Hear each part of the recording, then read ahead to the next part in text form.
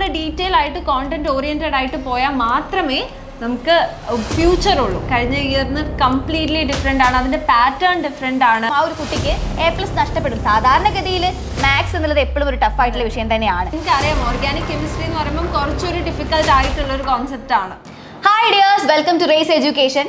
ഏത് വീഡിയോ നിങ്ങൾ മുഴുവൻ കണ്ടിട്ടില്ലെങ്കിലും ഈ ഒരു വീഡിയോ നിങ്ങൾ സ്കിപ്പ് ചെയ്യാതെ കാണണം. അത്രയ്ക്ക് ഇമ്പോർട്ടൻ്റ് ആയിട്ടുള്ള കാര്യങ്ങളാണ് നമ്മൾ ഈ ഒരു വീഡിയോയിൽ ചർച്ച ചെയ്യുന്നത്. കഴിഞ്ഞ 10 വർഷമായിട്ടുള്ള പോലെയല്ല, കോമ്പറ്റേറ്റീവ് എക്സാംസിൻ്റെ ഒക്കെ പാറ്റേൺ മാറി, എല്ലാത്തിൻ്റെയും സീരിയസ്നെസ് കൂടി.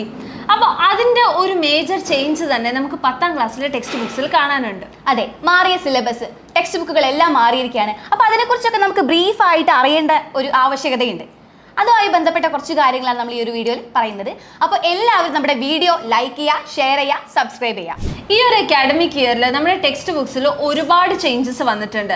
അതിൽ ഏറ്റവും ഇമ്പോർട്ടൻ്റ് ആയിട്ടുള്ളതും ഏറ്റവും സീരിയസ് ആയിട്ടുള്ള ഒരു ചേഞ്ച് എന്ന് പറയുന്നത് സയൻസിലെ കെമിസ്ട്രിയിലാണ്. അതെ, കെമിസ്ട്രിയിലാണ്. അപ്പോൾ കഴിഞ്ഞ വർഷത്തെ 9th ടെക്സ്റ്റ് ബുക്ക് നോക്കുകയാണെങ്കിൽ അതിൽ അവസാനത്തെ ചാപ്റ്റർ ആയിട്ടുള്ള ഓർഗാനിക് കെമിസ്ട്രിയെ ബേസ് ചെയ്തുകൊണ്ടാണ് ഇത്തവണത്തെ 10th ഫസ്റ്റ് ചാപ്റ്റർ വന്നിരിക്കുന്നത്. ഓർഗാനിക് കെമിസ്ട്രിയിലാണ് സ്റ്റാർട്ട് ചെയ്യുന്നത്. അതെ, അപ്പോൾ നിങ്ങൾക്ക് അറിയാം ഓർഗാനിക് കെമിസ്ട്രി എന്ന് പറയുമ്പോൾ കുറച്ചൊരു ഡിഫിക്കൽട്ട് ആയിട്ടുള്ള ഒരു കോൺസെപ്റ്റ് ആണ്. അതെ, ഇനി ബാക്കി സബ്ജക്റ്റ് നോക്കുന്ന സമയത്ത് ബയോളജി ആണെങ്കിലും അതുപോലെ തന്നെ ഫിസിക്സ് ആണെങ്കിലും ഒക്കെ സെയിം കണ്ടന്റുകളൊക്കെ സെയിം തന്നെയാണ്, പക്ഷേ എക്സ്ട്രാ ഒരുപാട് പഠിക്കാനുണ്ട്. ഫിസിക്സിനെ സംബന്ധിച്ച് പറയുമ്പോൾ കഴിഞ്ഞതിന്റെ മുന്നത്തെ വർഷത്തെ സിലബസിൽ അതുമായിട്ട് കുറച്ചുകൂടെ റിലേറ്റഡ് ആയിട്ടുള്ള സിലബസ് ആണ് ഇത്തവണ വന്നിട്ടുള്ളത്. അതെ, അതേപോലെ ബയോളജിയിലാണെങ്കിലും കുറച്ച് എക്സ്ട്രാ ടോപ്പിക്സ് വന്നിട്ടുണ്ട്. ഇനി നമ്മൾ ലാംഗ്വേജിലേക്ക് പോകുമ്പോൾ മലയാളം, ഹിന്ദി, ഇംഗ്ലീഷിന്റെ ഒരു രീതി നോക്കുകയാണെങ്കിൽ നല്ല ഡെപ്തിലേക്ക് പോയി അല്ലേ? ഫിലോസോഫിക്കലി വളരെ ഡീപ്പ് ആയിട്ടുള്ള ചാപ്റ്റേഴ്സ് ആണ്. പിന്നെ നിങ്ങൾക്ക് അറിയാം സ്റ്റോറീസും പോയിംസും ഒക്കെ കഴിഞ്ഞ ഇയറിന് കംപ്ലീറ്റ്ലി ഡിഫറെൻ്റ് ആണ്, അതിന്റെ പാറ്റേൺ ഡിഫറെൻ്റ് ആണ്. ഇപ്പൊ ഹിന്ദി ടെക്സ്റ്റ് ബുക്കിന് വെച്ച് നോക്കുമ്പോൾ കഴിഞ്ഞ വർഷത്തെ ഹിന്ദി ടെക്സ്റ്റ് ബുക്കിൽ കഥകള്, കവിതകള്, യാത്രാവൃത്തങ്ങള്, അതുപോലെ തന്നെ ഒരുപാട് തരത്തിലുള്ള വിധകൾ ഉണ്ടായിരുന്നു. ഇത്തവണ അതിൽ നിന്നൊക്കെ വ്യത്യസ്തമായിട്ട് +1, +2 ലെവലിലുള്ള പാഠഭാഗങ്ങളാണ് വന്നിരിക്കുന്നത്, ഹൈക്കു പോലെയുള്ളതൊക്കെ. അപ്പോൾ അതൊക്കെ പഠിക്കാൻ കുട്ടികൾ കുറച്ച് ബുദ്ധിമുട്ടുന്നുള്ള കാര്യത്തിൽ ഒരു സംശയവും ഇല്ല.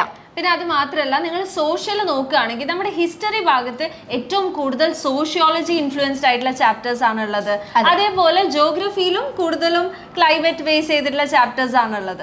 അതുകൊണ്ട് തന്നെ എന്താണ് ഈ ഒരു ചാപ്റ്ററിന്റെ മാറ്റങ്ങൾ, അതുപോലെ സിലബസിന്റെ മാറ്റങ്ങൾ കുട്ടികൾ മാത്രമല്ല, ഇതെങ്ങനെ പഠിക്കണം എന്നുള്ള കാര്യം രക്ഷിതാക്കൾ കൂടെ, കുട്ടികൾ ഇതിനെ എങ്ങനെ അപ്രോച്ച് ചെയ്യണം എന്നുള്ള കാര്യം രക്ഷിതാക്കൾ കൂടെ അറിഞ്ഞിരിക്കേണ്ട ഒരു ആവശ്യകത വളരെ ഇമ്പോർട്ടൻ്റ് ആണ്. ഇപ്പൊ മാത്സ് സബ്ജക്റ്റിനെ കുറിച്ച് പറയുകയാണെങ്കിൽ കൂടുതൽ ടഫ് ആയിട്ടുണ്ട് അല്ലേ? കുറച്ചുകൂടെ ഒരു ചാപ്റ്റർ തന്നെ ഡിവൈഡ് ചെയ്ത് പോയിട്ടാണെങ്കിലും ഫസ്റ്റ് ചാപ്റ്റർ നമുക്ക് സ്പ്ലിറ്റ് ആക്കിയിട്ടുണ്ടെങ്കിലും കൂടെ ചാപ്റ്റർ കണ്ടന്റ് ഇമ്പോർട്ടൻസും കൂടി. അതുകൊണ്ട് തന്നെ ഒരു പ്രോപ്പർ വേയിൽ മാത്സ് പഠിച്ചിട്ടില്ലെങ്കിൽ ഉറപ്പായിട്ടും ആ ഒരു കുട്ടിക്ക് A+ നഷ്ടപ്പെടും. സാധാരണഗതിയിൽ മാത്സ് എന്നുള്ളത് എപ്പോഴും ഒരു ടഫ് ആയിട്ടുള്ള വിഷയം തന്നെയാണ്.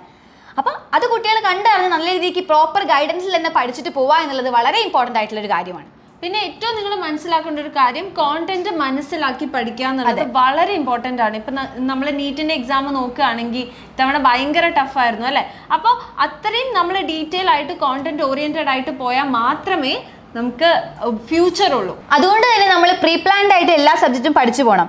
എങ്ങനെയാണ് നമ്മൾ തുടക്കത്തിൽ നമ്മൾ ഏത് സബ്ജക്റ്റിനെ അപ്രോച്ച് ചെയ്യുന്നത് അതേപോലെയുള്ള ഒരു പ്ലാൻ നമ്മൾ അവസാനം വരെ കൊണ്ടുപോയാൽ മാത്രമേ നമുക്ക് എല്ലാ വിഷയങ്ങളിലും A+ കിട്ടുകയുള്ളൂ. അപ്പോൾ ഇതിനായിട്ട് തന്നെ നമ്മുടെ ഒരു ഫുൾ അക്കാഡമിക് ടീം നിങ്ങൾക്ക് വേണ്ടി ഇത്രയും ഡിഫിക്കൽട്ട് ആയിട്ടുള്ള എല്ലാ കോൺസെപ്റ്റ്സും സിംപ്ലിഫൈ ചെയ്ത് സിമ്പിൾ കോൺസെപ്റ്റ്സ് ആക്കി വീഡിയോസ് ആയിട്ട് നമ്മുടെ ചാനലിൽ അപ്ലോഡ് ചെയ്യുന്നുണ്ട്. ഇപ്പോഴും ബാക്കിയുള്ള കോൺസെപ്റ്റ്സ് ഇവിടെ റെഡി ആയിട്ട് നിൽക്കുകയാണ് നിങ്ങൾക്ക് വേണ്ടിയിട്ട്. അപ്പോൾ നിങ്ങൾ ചെയ്യേണ്ട ഒരു കാര്യമുണ്ട്, നിങ്ങളുടെ എല്ലാ ഫ്രണ്ട്സിനും, നിങ്ങളെ ക്ലോസ് ആയിട്ടുള്ള എല്ലാ ഫ്രണ്ട്സിനും ഈ വീഡിയോസ് എല്ലാം ഷെയർ ചെയ്ത് കൊടുക്കുക. അപ്പോൾ നമുക്ക് ഒന്നിച്ച് നിന്ന് നന്നായിട്ട് പ്രിപ്പയർ ആയിട്ട് നമുക്ക് ഫുൾ A+ലേക്ക് എത്തണം. അപ്പോൾ അതിനുവേണ്ടി ഞങ്ങൾ ഉറപ്പായിട്ട് നിങ്ങളുടെ കൂടെ ഉണ്ടാവും. നിങ്ങൾക്കൊക്കെ ഇപ്പോൾ ടെക്സ്റ്റ് ബുക്ക് ഒക്കെ കിട്ടിയിട്ടുണ്ട്. അപ്പോൾ നിങ്ങളുടെ ടെക്സ്റ്റ് ബുക്ക് വായിച്ചതിൻ്റെ ബേസിൽ നിങ്ങൾക്ക് ഏതൊക്കെ ടെക്സ്റ്റ് ബുക്കാണ് കുറച്ച് ടഫായിട്ട് തോന്നുന്നത്, ഏതൊക്കെയാണ് ഈസി ആയിട്ട് തോന്നുന്നത് എന്നൊക്കെ നിങ്ങൾ കമൻറ്റ് ചെയ്യുക. കൂടുതൽ ഡീറ്റെയിൽസ് ആയിട്ട് ഡീറ്റെയിൽഡ് വീഡിയോ ഏതെങ്കിലും സബ്ജക്റ്റിൻ്റെ വേണമെങ്കിൽ നിങ്ങൾ കമൻറ്റ് ചെയ്യുക. അപ്പോൾ ഓക്കെ, എല്ലാവരും ലൈക്ക് ചെയ്യുക, ഷെയർ ചെയ്യുക, സബ്സ്ക്രൈബ് ചെയ്യുക. ബൈ.